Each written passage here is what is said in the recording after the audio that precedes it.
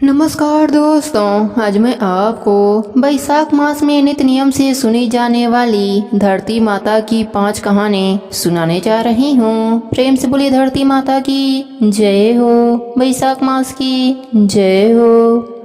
बहुत पुरानी बात है। एक गांव में एक बुढ़िया माई अपने 7 बेटे बहुओं के साथ रहती थी। खूब सारे उनके पोता पोती थे, भरा पूरा परिवार था। बुढ़िया माई धार्मिक प्रवृत्ति की थी। बुढ़िया माई ने अपने जीवन काल में सभी व्रत उपवास किए। सभी व्रत उपवास करने के साथ उसने सभी व्रतों का उद्यापन भी किया। बुढ़िया माई अपने रिश्तेदारों को खूब लेन देन भी करती थी। पीहर और ससुराल में सभी से लेन देन किया। बुढ़िया माई अपने भांजे भांजियों व बेटियों को खूब मायरा भी भरा। उन्होंने सभी व्रतों का उद्यापन भी किया। धर्मराज जी की कहानी सुनी, पोपा बाई की कहानी सुनी, चित्रगुप्त जी की कहानी सुनी और उन सब का उद्यापन भी किया। सभी एकादशियों का व्रत किया। साथ ही उन्होंने धूमधाम से सभी रिश्तेदारों को बुलाकर उद्यापन किया और खूब लेन देन किया। बुढ़िया माई का रोज का नियम था। वह सुबह जल्दी उठती, स्नान करने के बाद रोज राधा किशन के मंदिर में दर्शन करने जाती थीं। फिर मंदिर के रास्ते में जो सबसे पहले मिल जाता उनसे वह राम राम बोलती और उसे 1 टका देती थीं। यही उनके रोज का नियम था। रोज वह गाय व कुत्ते को रोटी देती थीं, चींटी कबूतरों को दाना पानी देती थीं। इस तरह बुढ़िया माई का समय बहुत अच्छे से गुजर रहा था। एक दिन बुढ़िया माई के 6 बेटे बहुओं ने अलग रहने का निर्णय लिया। उन्होंने अपनी माँ से कहा कि माँ, अब हम अपने परिवार के साथ अलग रहना चाहते हैं। बुढ़िया माई ने कहा कि बच्चों, जैसा तुम्हें ठीक लगे, तुम सभी भाई बिना लड़ाई झगड़े के अपना अपना हिस्सा लेकर अलग रहो। सभी भाई अपना अपना हिस्सा लेकर अलग रहने लगे, लेकिन छोटी बहू और उसका पति अपना हिस्सा लेकर पुराने महल में ही अपने माँ के साथ रहने लगे। बुढ़िया ने अपने छोटे बेटे से कहा कि बेटा, अगर तुम भी अलग रहना चाहते हो तो अपना हिस्सा लेकर तुम भी अलग हो जाओ। लेकिन छोटा बेटा और बहू ने कहा कि नहीं माँ, हमें कहीं नहीं जाना, हम यहीं अपने पुश्तैनी मकान में आपके साथ रहेंगे। हमें आपके आशीर्वाद की और आपके साथ की ज्यादा जरूरत है। तब बुढ़िया माई अपने छोटे बेटे और बहू के साथ पुराने हवेली में ही रहने लगी। बुढ़िया माई हमेशा की तरह रोज सुबह जल्दी उठती, स्नान आदि करके अपने छोटे बेटे से 1 टका मांगती और मंदिर के रास्ते में जो उन्हें सबसे पहले मिल जाता उसे वह राम राम कहती और 1 टका दे देती। और रोज के नियम के अनुसार गाय व कुत्ते को रोटी देना जारी रखा और चींटी कबूतरों को दाना पानी देने का जो नियम उनका था वह भी जारी रखा। इस तरह समय गुजरने लगा। एक दिन बुढ़िया माई का छोटा बेटा बीमार पड़ गया। कई दिनों तक काम पर नहीं गया। इससे घर में राशन समाप्त हो गया। बुढ़िया माई का दान पुण्य सब बंद हो गया। बुढ़िया माई बड़ी समझदार थीं। उन्होंने अपने बेटे बहू से कोई मांग नहीं किया। वह अपने 2 रोटी में से 1 के 4 टुकड़े करती और 1 कुत्ते को, 1 गाय को और बाकी चींटी कबूतरों को चूरा करके डाल देती। वह अपने बेटे से अब 1 टके का भी मांग नहीं करती थीं। एक दिन बुढ़िया माई की पड़ोसन बुढ़िया माई के पास आई। बुढ़िया माई की बहू अपने पड़ोसन के लिए चाय नाश्ता लेकर आई। तब पड़ोसन ने कहा, नहीं बहू, आज मेरा धरती माता का व्रत है, मैं आज चाय नाश्ता नहीं करूंगी। बुढ़िया माई ने अपने पड़ोसन से पूछा कि बहन, धरती माता का यह व्रत कैसा होता है? तब पड़ोसन ने कहा कि बहन, तुमने सब दान करो, व्रत उपवास करो। अगर तुमने धरती माता की कहानी नहीं सुनी, व्रत नहीं किया तो तुम्हें मरने के बाद पाँव रखने के लिए धरती नहीं मिलेगी। बुढ़िया माई ने कहा कि बहन, यह क्या होता है? तब उनकी पड़ोसन ने बुढ़िया माई को पूरी विधि बताई कि बहन, मरने के बाद पाँव रखने के लिए परलोक में धरती चाहिए होती है और अगर तुमने धरती माता की व्रत नहीं किया, धरती माता की कहानी नहीं सुनी तो तुम्हें परलोक में धरती नहीं मिलेगी। तब बुढ़िया माई ने धरती माता की कहानी पूछी और व्रत की विधि भी पूछी। तब पड़ोसन ने कहा कि बहन, धरती माता की 7 दिन तक कहानी सुनी जाती है और व्रत किया जाता है। तब पड़ोसन ने बुढ़िया माई को व्रत की पूरी विधि बता दी और थोड़ी देर बाद वह वापस अपने घर चली गई। अब बुढ़िया माई चिंता में पड़ गई कि घर में खाने को राशन नहीं, पैसा नहीं, तो धरती माता का व्रत कैसे होगा। तब बुढ़िया माई ने कुछ विचार किया और विचार करने के बाद उन्होंने छोटी बहू को 6 बड़ी बहुओं को बुलाने के लिए बुलावा भेजा। थोड़ी देर बाद सभी 6 बहुएं अपने सास के पास आ गईं और पूछने लगीं कि माता जी, आपने हमें आज क्यों बुलाया है? आपको हमसे क्या काम है? तब बुढ़िया ने कहा कि बहुओं, मैंने अपनी उम्र में सभी व्रत उपवास किया, सभी का मैंने उद्यापन भी कर दिया है, लेकिन मैंने धरती माता का कुछ नहीं किया, न कहानी सुनी है, न व्रत किया है। तुम 6 में से मेरा यह व्रत करवा दोगी? लेकिन सभी 6 बहुओं ने मना कर दिया। बुढ़िया माई उदास होकर बैठ गईं। तब छोटी बहू अपने पति से सारी बात बताई। तब छोटी बहू और छोटा बेटा अपने माँ के पास आए और बोले कि माँ, आप दुखी और उदास क्यों हैं? हम आपको धरती माता का व्रत अवश्य करवाएंगे, आप चिंता मत करो। आप बताइए क्या करना होगा? तब बुढ़िया माई खुश हो गईं। उन्होंने कहा कि बेटा, 7 दिन तक धरती माता की कहानी सुननी है और 7 दिन तक व्रत रखना है।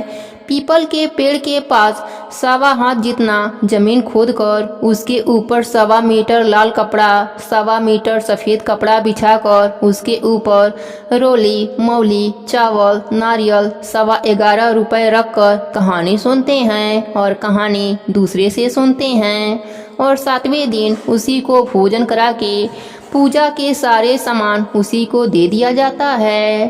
तब छोटा बेटा बोला, माँ, तुम व्रत की तैयारी कर लो, मैं आज ही काम पर जाता हूँ। बेटा बहुत बीमार था, लेकिन अपने माँ को धरती माता का व्रत पूरा करवाना था, इसलिए वह घर से काम के लिए निकल पड़ा। उस दिन उसे बहुत अच्छा काम मिल गया और शाम को उसे पैसा भी बहुत अच्छा मिला। छोटा बेटा बहुत खुश हो गया। उसने उन पैसों से धरती माता के पूजा का सारा सामान खरीद लिया, साथ ही घर का राशन भी खरीद लिया। सारा सामान लाने के बाद उसने अपने माँ को धरती माता के पूजा की सारी सामग्री दे दी और अपने पत्नी से कहा कि मेरी माँ का 7 दिन तक अच्छे से ख्याल रखना, रोज अच्छे अच्छे पकवान बनाकर खिलाना। दूसरे दिन छोटी बहू ने सास के नहाने के लिए पानी गर्म करके दे दिया। सासू माँ के नहाने के बाद छोटी बहू ने कपड़े धोए, सुखाए और सासू माँ को लेकर पीपल के पेड़ के पास गई। वहीं मंदिर से पुजराइन को भी बुला लिया। 1.25 हाथ इतना धरती खोदी, उसके ऊपर लाल कपड़ा और सफेद कपड़ा बिछाया, रोली का छींटा दिया, मौली रखी, चावल रखे, नारियल व दक्षिणा रखकर पुजराइन से कहानी सुनी। उसके बाद छोटी बहू अपने सासू माँ का हाथ पकड़कर वापस घर लाई। घर आने के बाद छोटी बहू ने अपने सासू माँ को चाय पिलाया, फिर उसने घर का सारा काम किया, पति को काम पर भेजा और शाम को तीनों ने व्रत खोला। इस तरह 7 दिन तक छोटी बहू ने अपने सासू माँ की खूब सेवा करी। 7वें दिन उसी पुजराइन को, जिसने 7 दिन तक कहानी सुनाई थी, उसे भोजन करवाया। धरती माता के पूजा का सारा सामान उन्हें दे दिया और साथ ही छोटी बहू ने साड़ी, ब्लाउज, पेटीकोट और दक्षिणा को रखकर सास के हाथ से दिलवाया। उस दिन दोपहर का सारा काम करने के बाद जब बहू रोज की तरह सास के कपड़े धोए थे उन्हें सुखाने गई तो उसने देखा कि वहाँ हीरे मोती, आभूषण, सोने चांदी की सिक्कों का ढेर पड़ा हुआ है। बहू आश्चर्यचकित हो गई। बहू भागी भागी अपने सास व पति के पास गई और पूरी बात बताई। सास अपने बेटे बहू के साथ उसी स्थान पर गई और उसने कहा कि बहू, यह तेरी सेवा का फल है। तुमने 7 दिनों तक धरती माता का व्रत पूरा करवाया। तुमने सच्चे मन से, सच्ची लगन और श्रद्धा से मेरी सेवा करी। रोज मेरे लिए नहाने का गर्म पानी करती थी, मेरे कपड़े धोकर सुखाती थी, मुझे रोज हाथ पकड़कर कहानी सुनाने ले जाती थी और रोज मुझे वापस घर लाकर चाय पिलाती थी। बहू, तुम इसकी हकदार हो। छोटी बहू और बेटा माँ के चरण पकड़ लेते हैं। माँ अपने बेटे बहू को ढेरों आशीर्वाद देती है। जब इस बात का पता बड़ी 6 बहुओं को चलता है तो उसी समय भागी भागी अपनी सास के पास आती हैं और अपने गलती के लिए माफ़ी मांगने लगती हैं और वह सभी अपने सासू माँ को अपने घर ले जाना चाहती थीं। हे धरती माता, जैसे आप बुढ़िया माई पर खुश हुई, जैसे आपने छोटी बहू बेटे का घर धन दौलत से भर दिया, वैसे ही सबको देना, कहानी कहने वाले को, सुनने वाले को और हुंकारा भरने वालों को भी। प्रेम से बोली धरती माता की जय हो। बहुत समय पहले की बात है। एक गांव में प्रेमशीला नाम की एक औरत रहती थी। उसके शादी के बाद उसके पति मर गए। उसके 2 बच्चे थे, एक लड़का और एक लड़की। उसके पति के मृत्यु के बाद उसके घर की आर्थिक स्थिति ठीक नहीं रहती थी। वह मेहनत मजदूरी करके अपने बच्चों का पालन पोषण करती थी। एक दिन उसकी भी मृत्यु हो गई। जब वह अंतिम सांस ले रही थी तो अपने बेटे से बोली, राहुल बेटा, अब तुम्हारी बहन 12 वर्ष की हो गई है, उसकी शादी करा देना और ध्यान देना कि उसका वर तुम्हारे जैसा हो और घर भी तुम्हारे जैसा हो। इतना कहते कहते उसकी सांसें बंद हो गई। राहुल माँ का अंतिम संस्कार करके अपने बहन के लिए शादी खोजने लगा। यही सिलसिला 4 वर्षों तक चलती रही। न अपने जैसा वर पाया और न ही अपने घर जैसा घर पाया। एक दिन उसके मन में विचार आया, क्यों ना मैं ही अपने बहन से शादी कर लूं। उसे मेरे जैसा वर भी मिल जाएगा और मेरे घर जैसा घर भी मिल जाएगा। शायद माँ की भी यही इच्छा थी, परंतु वह पूरी बात बताए बिना ही चली गई। खैर कोई बात नहीं, मैं बाजार से शादी का जोड़ा खरीद लाता हूँ। राहुल बाजार गया और शादी का जोड़ा लाया और अपने बहन से बोला, माला, तुम कल इस जोड़े को पहनकर तैयार हो जाना, कल तुम्हारी शादी है। उसकी बहन माला बोली, भैया मेरी शादी आप कहाँ कर रहे हैं? पर राहुल बिना कुछ बोले ही चला गया। पर माला बड़ा ही प्रसन्न थी। वह उछलती कूदती अपने पड़ोस में गई और सबको बताया कि मेरी शादी पक्की हो गई है और कल ही मेरी शादी है और मेरे भैया मेरे लिए शादी का जोड़ा भी ला दिए हैं। पड़ोस की काकी यह बात सुनी। उसने कहा, शादी पर किससे? माला बोली, मैं भी पूछी थी, पर भैया बिना कुछ बोले ही चले गए। इस पर काकी बोली, कहीं तेरा भाई तुझसे ही तो शादी नहीं कर रहा है, इसलिए वह किसी से कुछ नहीं बताया, किसी को कुछ पता भी नहीं है। शायद उसके मन में तुझे देख पाप आ गया है। तब बहन घर आकर भाई से पूछा कि भाई तुम मेरी शादी कहाँ कर रहे हो? इस पर भाई ने कोई भी जवाब नहीं दिया। तब बहन समझ गई। उसने एक लोटे में जल लिया, चुनरी लिया, चप्पल पहनकर जंगल की तरफ चली गई। जंगल में गाय चराने वाले ग्वालों ने उससे पूछा कि कहाँ जा रही हो, तो वह कुछ नहीं बोली। वन में जाकर वह धरती माता को पुकारने लगी। बोली कि हे धरती माता, अब तुम ही मेरी इलाज रखना, वरना अनर्थ हो जाएगा। वह बोली, मैं क्या करूं माँ, मुझे अपने गोद में ले लो, नहीं तो अनर्थ हो जाएगा। तब धरती माता फटी तो बहन ने एक तरफ लोटा, चुनरी और चावल रख दिया और वहीं धरती में जाने लगी। इतने में दौड़ता हुआ उसका भाई जंगल में आया और उसने ग्वालों से पूछा कि मेरी बहन किधर गई है। ग्वालों ने कहा कि तेरी बहन उस तरफ गई है। वह बहन बहन पुकारता हुआ उस तरफ दौड़ता है। जब वह देखता है कि उसकी बहन धरती में समा रही है, यह देखकर वह बहन को पुकारता हुआ उस तरफ दौड़ता है। तब तक उसकी बहन धरती में समा चुकी थी, केवल थोड़े से बाल दिखाई दे रहे थे। वह बहन के बालों को मुट्ठी में पकड़कर रोने लगता है, बहन तुम सत्य के लिए धरती माँ की गोद में समा गई, मेरी बुद्धि भ्रष्ट हो गई थी। माँ का वचन निभाने के लिए मेरे जैसा कोई वर नहीं मिला, इसलिए ऐसा विचार आया। ऐसा बोलकर वह जोर जोर से रोने लगा। पर धरती माता ने सत्य के लिए बेटी को अपने में समा लिया था। जो बाल बाहर रह गए थे वह दूब बन गए। तभी से औरतें धरती माता की कहानी सुनती हैं और चुनरी, चप्पल, लोटा, बर्तन में हरी मूंग और लड्डू कुंवारी कन्या को देती हैं। इस प्रकार जो भी कहानी सुनता है उसके ऊपर धरती माता की कृपा बरसती है। हे धरती माता, अपने सभी भक्तों पर अपनी कृपा बनाए रखना। कहानी अधूरी हो तो पूरी करना, पूरी हो तो मान रखना। प्रेम से बोली धरती माता की जय हो। बहुत पुरानी बात है। एक गांव में एक डोगरिया नाम की औरत रहती थी। वह कभी भी धरती माता को नमस्कार नहीं किया था। एक दिन उसका अंतिम समय आया और वह मर गई। मरने के बाद धरती माता ने उसे अंतिम संस्कार के लिए जगह नहीं दिया। तब डोगरिया बोली, माता हमें जगह क्यों नहीं दे रही हैं? अगर मेरा अंतिम संस्कार नहीं होगा तो मुझे मुक्ति कैसे मिलेगी? तब धरती माता बोली, तुमने न कभी हमारे पैर छुए हैं, ना ही कभी हमारी पूजा करी है और ना ही कभी हमारी कहानी सुनी है, इसलिए मैं तुम्हें जगह नहीं दे सकती। तब डोगरिया बोली, माता कोई उपाय बताइए। तब माता बोली, संक्रांति से हमारी पूजा करो और 4 चौक लगाओ, उस पर 4 कटोरी रखो, एक में चावल, एक में तिल, एक में शक्कर, एक में राई, चारों कटोरी में 1-1 रुपए डालकर चारों कोनों पर 1-1 कटोरी रखकर दान करो या फिर मंदिर में चढ़ाओ और मेरी कहानी सुनो, फिर तुम्हें जगह मिलेगी। डोगरिया ने 4 कटोरी का दान किया और धरती माता की कथा कहानी सुनी। तब धरती माता ने उसे जगह दे दिया और उसकी मुक्ति हो गई। प्रेम से बोलिए धरती माता की जय हो। अब सुनते हैं व्रत को पूर्ण करने वाले गणेश भगवान की कहानी। प्रेम से बोलिए गणेश भगवान की जय हो। पुरानी बात है। एक गांव में एक बुढ़िया रहती थी। वह बहुत ही गरीब थी। उसकी आंखों से दिखाई नहीं देता था। उसका एक बेटा और बहू थी। वह बुढ़िया सदा ही गणेश भगवान की पूजा पाठ किया करती थी। एक दिन गणेश जी प्रसन्न होकर बुढ़िया माई के सामने प्रकट हो जाते हैं और कहते हैं कि बुढ़िया माई, तू जो चाहे सो मांग ले, आज तेरी सारी इच्छा पूरी हो जाएगी।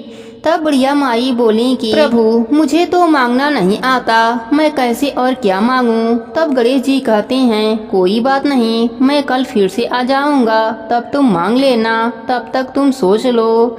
तब बुढ़िया माई अपने बेटे के पास गई और बोली, बेटा गणेश जी मुझ पर प्रसन्न हुए हैं और मुझे वर मांगने को कहा है, तो बताओ मैं क्या मांगूं? पुत्र बोला कि माँ देखो हम लोग कितने गरीब हैं, हमें धन की बहुत कमी है, तो तू गणेश भगवान से धन मांग ले। तब बुढ़िया माई अपने बहू से पूछती है। तब बहू कहती है, माई आप तो नाती पोते मांग लीजिए। अब बुढ़िया माई सोचती हैं कि यह तो सब अपने अपने मतलब की बातें कर रहे हैं, अतः वह अपने पड़ोसन के पास जाती हैं और सारी बात पड़ोसन से कहती हैं। तब पड़ोसन कहती है, बुढ़िया माई तू तो थोड़े ही दिन जिएगी, तू क्यों धन मांगेगी, क्यों नाती मांगेगी? तो अपने लिए अपने आँखों की रोशनी मांग ले, जिससे तेरी जो बची जिंदगी है वह आराम से कट जावे। बुढ़िया माई अगले दिन घर के मंदिर में जाकर बैठ जाती है। तब तक गणेश भगवान प्रकट होते हैं। गणेश जी ने कहा, बुढ़िया माई क्या चाहिए तुम्हें, मांग लो।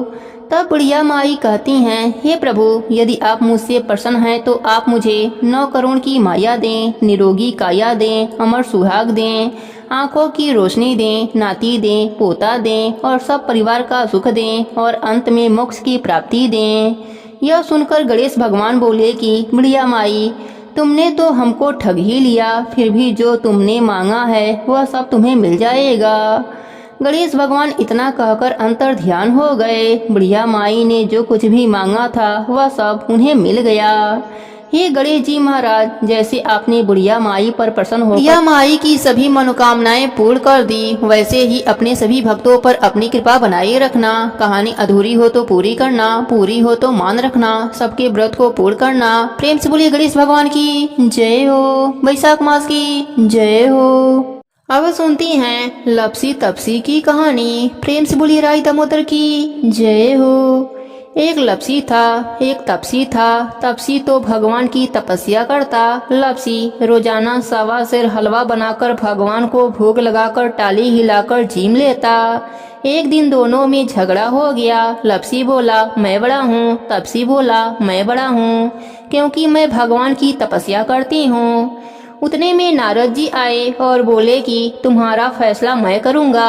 दूसरे दिन तपसी नहाकर आने लगा तो नारद जी ने 1.25 करोड़ की अंगूठी तपसी के आगे गिरा दिया। उसने आंखें खोलकर देखा तो अंगूठी पड़ी है। उसने उठाकर पैर के नीचे दबा लिया और तपस्या करने लगा। उधर लपसी 1.25 सेर का हलवा बनाकर भगवान को भोग लगाकर टाली हिलाकर जीम लिया। इतने में नारद जी आए और दोनों को अपने पास बैठाया। दोनों पूछने लगे कि कौन बड़ा है। नारद जी ने तपसी से कहा कि अपना पाँव हटाओ। पाँव हटाते ही अंगूठी निकली। तब नारद जी बोले कि अंगूठी चुराने से तेरी तपस्या भंग हो गई है, इसलिए लपसी बड़ा है। तपसी कहने लगा, मुझे मेरी तपस्या का फल कैसे मिलेगा? नारद जी बोले, बैसाख स्नान करने वाली देंगी। वह सब व्रत की कहानी सुनकर तुम्हारी कहानी नहीं सुनेंगी तो उनका फल तुम्हें मिलेगा। धोती देकर अंगूछा नहीं देंगी तो उनका फल तुम्हें मिलेगा। सीधा देकर दक्षिणा नहीं देंगी तो उनका फल तुम्हें मिलेगा। ब्राह्मण जिमा कर दक्षिणा नहीं देंगी तो उनका फल तुम्हें मिलेगा। दाहिने तरफ नाड़ा बांधेंगी तो उनका फल तुम्हें मिलेगा। इतना कहकर नारद जी चले गए। तभी से सभी औरतें व्रत की कहानी सुनने के बाद लपसी तपसी की कहानी कहती या सुनती हैं, जिससे कि नित्य नियम सुनने का संपूर्ण फल उन्हें प्राप्त हो जाता है। प्रेम से बोलिए राई दामोदर की जय हो, बैसाख मास की जय हो।